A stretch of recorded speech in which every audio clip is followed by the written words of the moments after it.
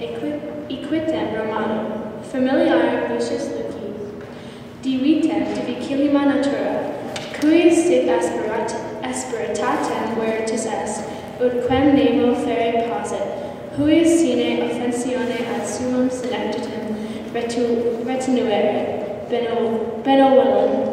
benevolendiam, quo facto tulit pietatis fructo. Caecilius enam moriens testamento adaptavit eam hereditamque fecit ex dodrante, exque heredite accepit circuiter Centius Cistertium. Erat nuta sor adici Quintus Tullio Ciceroni, iasque nuptias Marcus Cicero conciliera, cum quo in condiscipulatu vivebat conjunctissime. Multo etiam familiaris quam cum Quinto, ut judicare posit plus in amicitia valere similitudinem, morum quam affiniatem. Ute bater autem intime Quintus Hortensio, qui ius temporibus principatum eloquentia teneva, ut intelligi non posset uter eum plus diligere. Cicero an Hortensius, et id quod erat difficilum efficibat, ut inter quos tante laudis esset immollatio, nulla intercedere ab tractatio esset quae talium vivorum copulat.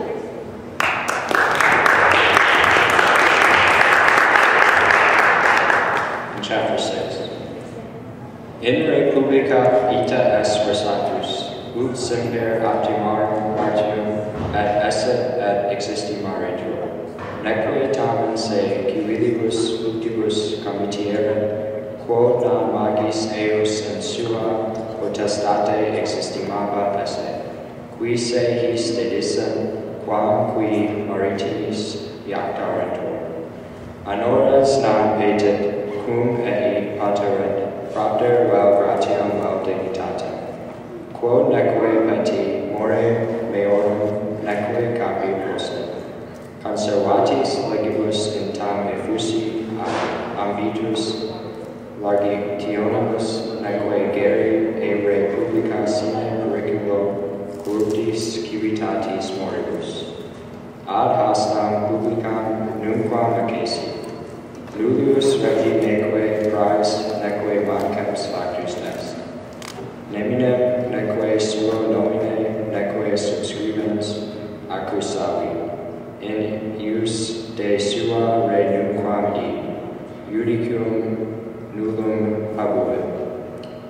Multorum consulum praetorumque praefecturas deletas sic accepit.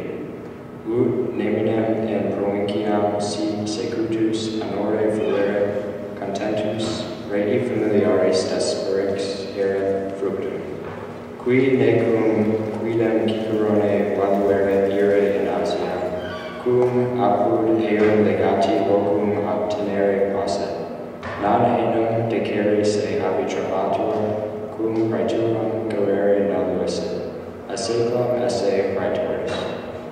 Qua in re non salum dignitati serieva, sed etiam tranquillitati cum suspiciones quoque retardet crimidium. Quo fidebat et eius observantia omnibus esse carior, cum eam officio non timori neque spei tribui